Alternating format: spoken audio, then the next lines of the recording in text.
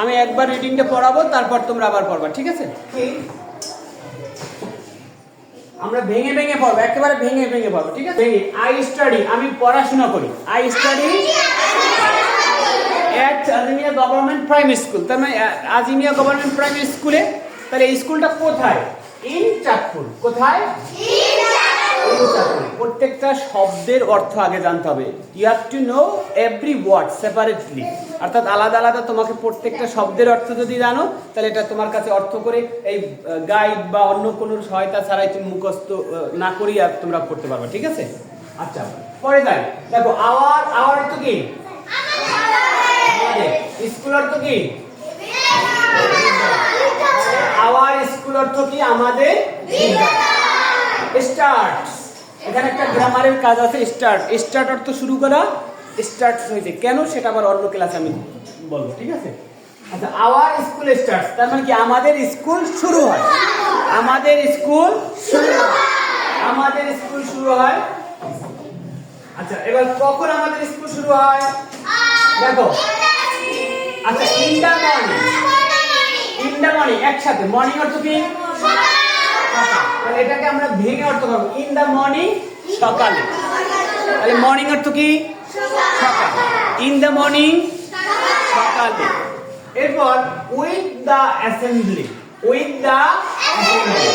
আচ্ছা, অ্যাসেম্বলি তো আমরা জানি, এই যে আমরা অ্যাসেম্বলি করি না সকালে, সমাবেশ। গুড, আমাদের সমাবেশ করি, সেটাকে বলে কি? অ্যাসেম্বলি। তাহলে অর্থটা হলো কি? দেখো, আওয়ার স্কুল, আমাদের স্কুল, স্টার্টস শুরু হয়, উইথ দ্য অ্যাসেম্বলি সমাবেশের মধ্য দিয়া, ইন দা মর্নিং তাহলে সকালে সমাবেশ দিয়ে আমাদের স্কুল শুরু হয়। বাংলাটা একটু এদিক সেদিক করে গুছিয়ে তোমরা সেন্টেন্সের অর্থ করতে পারবে। তাহলে প্রত্যেকটা শব্দের অর্থ আগে জানতে হবে। আর এই যে তুমি ভাগ একটা ফ্রেজ আকারে, অর্থাৎ এক একটা অংশ আকারে, ফ্রেজ তো তোমরা বুঝবা না, এক একটা অংশ, যেমন ইন দা মর্নিং সকালে, উইথ দ্য অ্যাসেম্বলি সমাবেশ দিয়ে, আওয়ার স্কুল আমাদের বিদ্যালয়, স্টার্ট শুরু হয়। তাহলে এভাবে যদি আমরা এই লাইনটা পড়তে পারি, আমাদের এই শব্দটা যদি অন্য কোথাও দেখি স্টার্ট, তাহলে আমাদের আর পারবে তো কি বলতো? বিগিন অর্থ কি? শুরু। আর এট দা বিগিনিং অর্থ শুরু হওয়া। গুড। এট দা বিগিনিং অর্থাৎ শুরুতে, of the daily assembly. Daily কি? প্রত্যেকদিন বা দৈনিক, তাই না? ডেইলি অর্থ কি? প্রত্যেকদিন বা দৈনিক। ডেইলি অ্যাসেম্বলি, দৈনিক সমাবেশ। তারপর উই রিসাইট। উই অর্থ কি? উই অর্থ কি? উই অর্থ কি? রিসাইট অর্থ কি? রিসাইট অর্থ কি? আবৃত্তি করা, তাই না? আবৃত্তি করা। রিসাইট আমরা জানি কি? আবৃত্তি করা। তাহলে we recite from the holy books. আচ্ছা, হোলি বুকস এখানে কি আছে? হোলি বুকস অর্থ কি? হ্যাঁ, কোরআন পড়া। আচ্ছা, এখানে হোলি বুকস বলতে শুধু কোরআন পড়া বোঝাবে না। হোলি বুকস দ্যাটস মিন, আমরা যেহেতু as a Muslim, our holy book Quran, তাই না? হোলি কোরআন। আর যারা হিন্দু ধর্মের তাদের হচ্ছে কি? গীতা।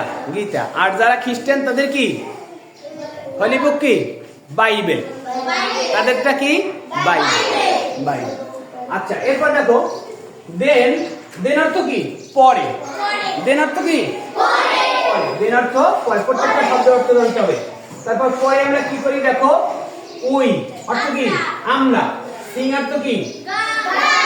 গান করা। সিং অর্থ কি? গান করা। তাহলে উই সিং অর্থ কি? দেন উই সিং অর্থ কি? গুড। তারপরে আচ্ছা, গান করি। এখন একটু আমরা পরে দেই, তারপর বুঝবো। আওয়ার ন্যাশনাল অর্থ কি? জাতীয় অ্যান্থেম মানে সঙ্গীত। জাতীয় সঙ্গীত। এন্ড এবং salute to the national flag. Salute to মানে আমরা ওই যে স্যালুট দেই না ন্যাশনাল ফ্ল্যাগকে, সেটা মনে হচ্ছে যে দেন পরে we sing our national anthem and salute to the national flag. এরপর দেখো, আচ্ছা, we also. We also, also মানে কি? সকল। এখানে আরো। আরো। উই অলসো মানে আমরা আরো repeat the oath after the assembly leader. ওই যে অ্যাসেম্বলি লিডার যে শপথ বাক্য পড়ায় না, আমি শপথ করতেছি যে, তাই না? তারপরে তোমরা বলো না সেটা বল ফাইনালি। ফাইনালি মানে কি? অবশেষে বা শেষে। ফাইনালি অর্থ কি? শেষে বা অবশেষে। উই ডু অর্থ কি? আমরা করি। গুড। উই অর্থ কি? আমরা। ডু অর্থ কি? করা। তাহলে উই ডু। আচ্ছা, ফিজিক্যাল এক্সারসাইজেস শরীর চর্চা করা, ওই যে আমরা পিটি করি, ব্যায়াম করি, সেটা। তাহলে উই ডু ফিজিক্যাল এক্সারসাইজ। এরপর দেখো, ইট is the best time. It is the best time, এটা একসাথে অর্থ করবা, তাহলে সহজ হয়ে যাবে। ইট ইজ দ্য বেস্ট টাইম মানে কি? এটাই হচ্ছে কি সর্বোত্তম সময়। টু মিট অর্থ কি? আচ্ছা, আমি একটু ব্যাপারটা ক্লিয়ার করি এখানে। মিট অর্থ কি? সাক্ষাৎ করা। মিট অর্থ কি? সাক্ষাৎ করা। সিদ্ধান্ত। মিট অর্থ কি? সাক্ষাৎ করা। এর পিছনে আছে টু মিট। আমরা জানি ভার্ব তো আমরা চিনি, তাই না? ভার্বের পূর্বে যদি টু থাকে তাহলে অর্থটা হয়ে যাবে সাক্ষাৎ করতে। তাহলে টু মিট অর্থ কি? আচ্ছা, রিড অর্থ কি? টু রিড পড়তে। প্লে অর্থ কি? টু প্লে খেলতে। আচ্ছা, রাইট লেখা। টু রাইট লিখতে। এরকম হবে। তাহলে it is the best time to meet, এটাই সর্বোত্তম সময় সাক্ষাৎ করতে। All the students and teachers, একসাথে all the students and teachers, সব শিক্ষার্থী এবং ছাত্রদের।